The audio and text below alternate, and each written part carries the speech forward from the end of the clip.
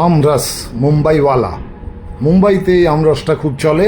Ingredients milk made, দই, dry fruits, আম তো লাগবেই যেহেতু আমরস, সঙ্গে একটু বরফ, আর পরে বিট নুন আর সোডা ওয়াটার দিলে আরও ভালো হয়। চলুন করা যাক। আগে আম নিলাম, কম দামি চামচ দিয়ে বিহারের স্টাইলে আমটাকে খুলে নিলাম, আঁটিটার থেকেও শ্বাসটা বার করে নিলাম। এবার এটাকে মিক্সির মধ্যে একবার চালিয়ে দিতে হবে।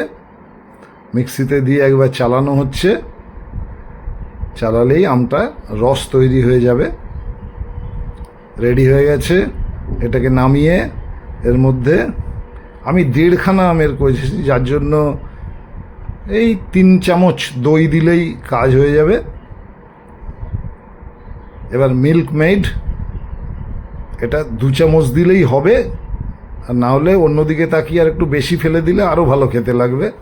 মিল্ক মেড তো সবারই ভালো লাগে, এমন একটু বিট নুন দিয়ে দিলাম। নুন একটা টক দইয়ের সাথে দিলে ভালো, আর সোডা ওয়াটার দিলে জলের চেয়ে এটা বেটার।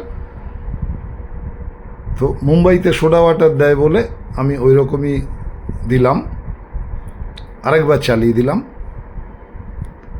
রেডি হয়ে গেছে। এর মধ্যে এবার জাস্ট 4 টুকরো বরফ, যেরকম ঠান্ডা খান সেই অনুযায়ী একটু ওর মধ্যে দিলে, আরেকবার চালিয়ে দিলে আমরস রেডি।